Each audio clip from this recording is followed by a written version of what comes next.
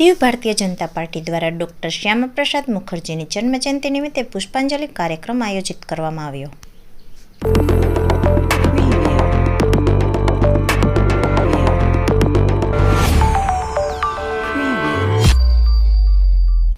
કેન્દ્રશાસિત પ્રદેશ દીવના ભારતીય જનતા પાર્ટી કાર્યાલય ખાતે આજે બીજેપી હોદ્દેદારો અને કાર્યકર્તાઓએ શ્યામાપ્રસાદ મુખર્જીની તસવીર પર પુષ્પ અર્પણ કરી અને સતસત નમન કરી શ્રદ્ધાંજલિ આપી હતી.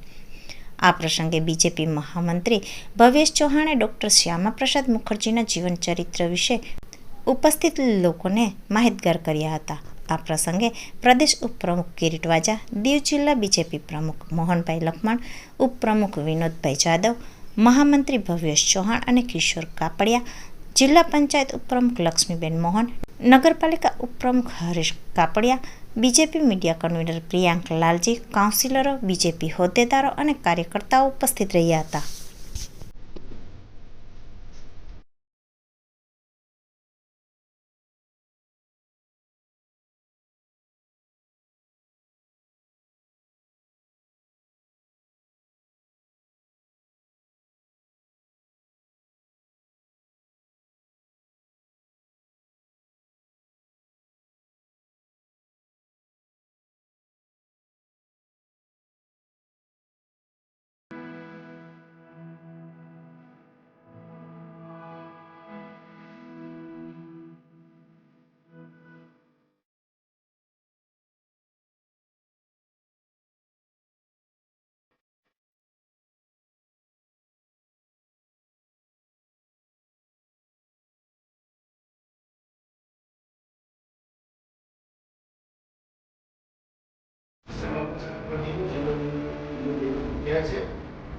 શ્યામાપ્રસાદ મુખર્જીનો જન્મ 6 જુલાઈ 1901 વેસ્ટ બંગાળ કોલકાતામાં થયો હતો.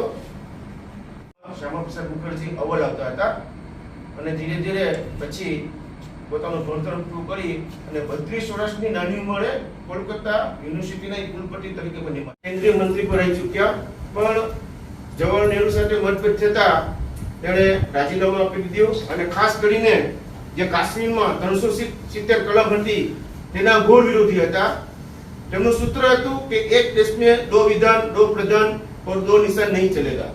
લેવા વગર કાશ્મીર વહી ગયા અને કાશ્મીરમાં તેમની ધરપકડ કરવામાં આવી અને પોતાના અંતિમ સમયે તેમને શ્યામાપ્રસાદ મુખર્જીનું મૃત્યુ એક રહસ્ય છે. લોકોની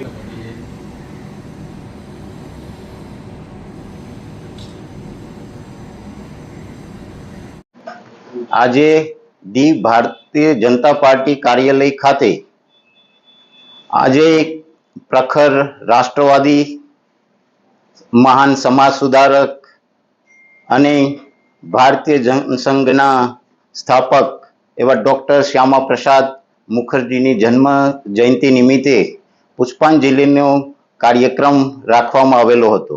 આ કાર્યક્રમના અંદરમાં ચૂંટાયેલા પ્રતિનિધિગણ, સંગઠનના પદાધિકારી અને કાર્યકર્તાઓ ઉપસ્થિત રહી અને પુષ્પાંજલિનો કાર્યક્રમ કરવામાં આવ્યો.